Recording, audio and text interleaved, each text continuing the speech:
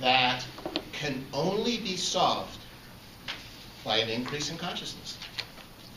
What I'm going to do in this speech is I'm going to list some of those problems, not all of them, because we'd be here forever. I'm going to talk about how an increase in consciousness is what's going to solve those problems. I'm going to explain how each of us can increase our consciousness and have an impact.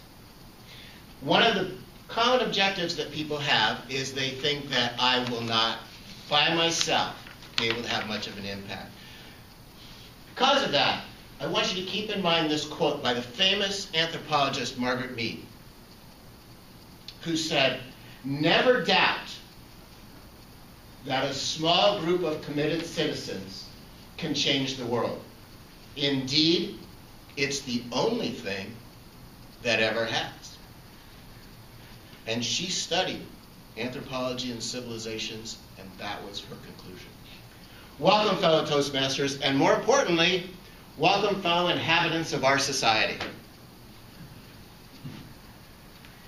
We have problems in our society that we have been trying to deal with for a long time. The war on drugs, over $1 trillion has been spent. Not a lot of progress by my estimation. If you take a look around at the poverty in the world, not just our country, but the entire world, it's horrendous. And even things as cruel and nasty as human trafficking seem to be increasing.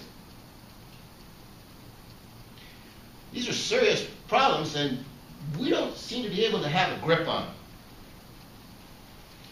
The reason that an increase in consciousness is the only thing that's going to impact these problems is because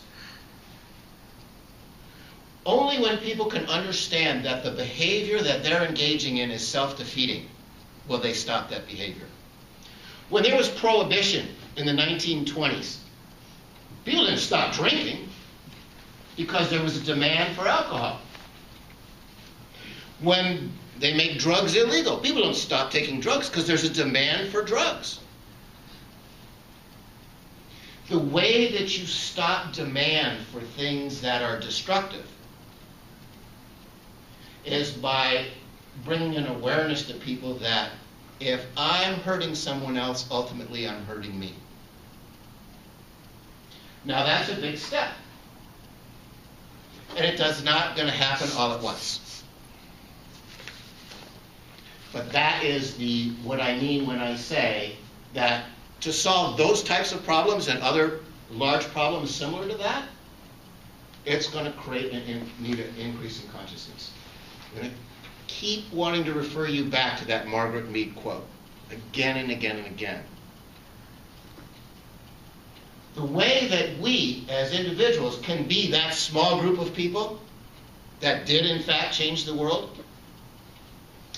is we can increase our consciousness and our communication. And there's an alarming, I don't know if alarming is the right word, but a very simple way to do that.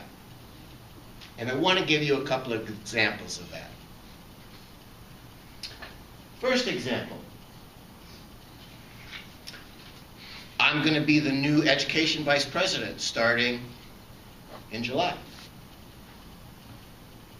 So rather than just say, that's what I'm doing,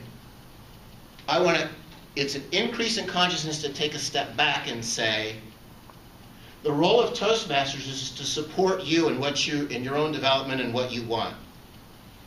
So to integrate the actual behavior with the role of Toastmasters, I want all of you to contact me and tell me what you want in terms of roles and opportunities for the period that I am the education vice president. So it's taking a step back into a larger perspective and asking you to connect the dots. Another quick example. I was talking to a friend of mine and she said, well, my husband really wants me to cook dinner and I really don't want to cook. How do you deal with that? Let's make it practical, something that concerns me. I said, okay.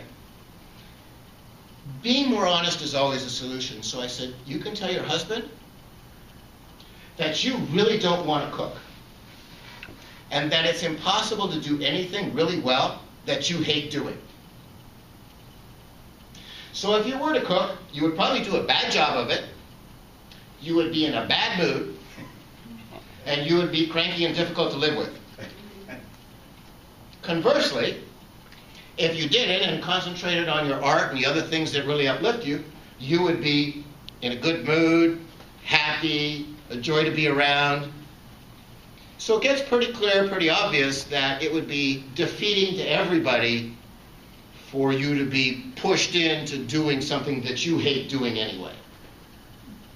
And that is taking a step back and saying, more honestly, something that's true, which is doing things we hate doing really doesn't work out that well in most cases, and connecting it to current activities. Now comes the question and answer portion.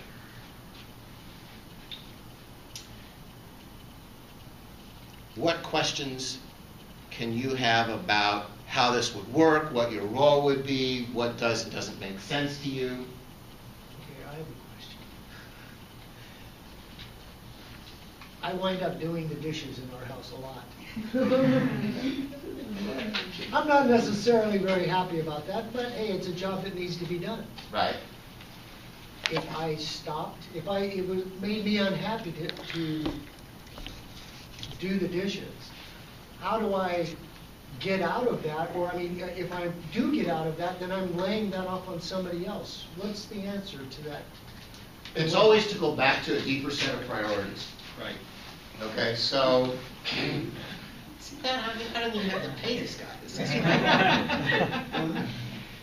my wife is always asking me to do stuff. And I remember that, you know what, it isn't about running errands for my wife. It's about expressing my love and care for her. And so when I'm doing all these errands and all these things, I'm not thinking about, I'm so pissed off I have to do the stuff I don't want to do. I'm thinking about, this is an expression of the love and care I have for my wife. So what I always recommend to everybody is to take a step back and say, what are my deepest held priorities? And what behavior and mode of thinking is consistent with that? And I think in that, you can get an answer to your question.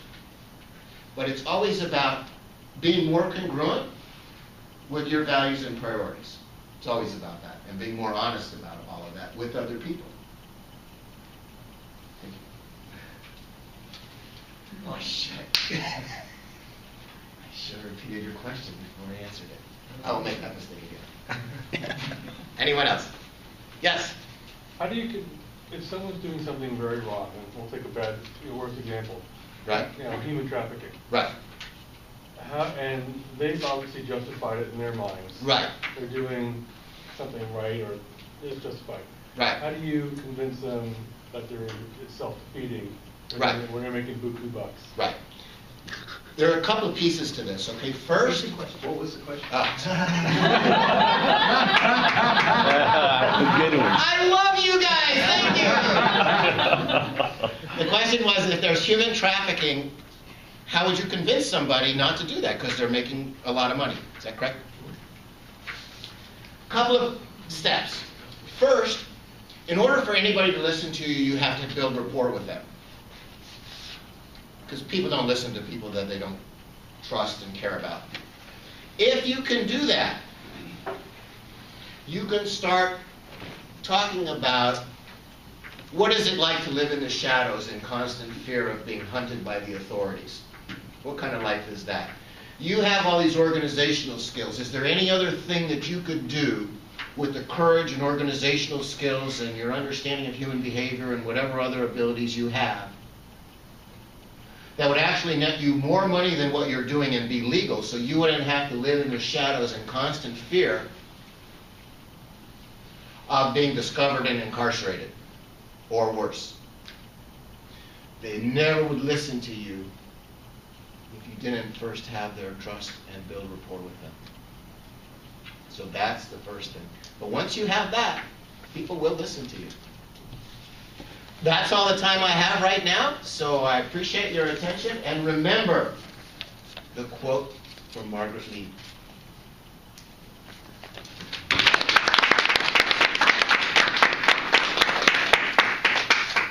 Thank you very much for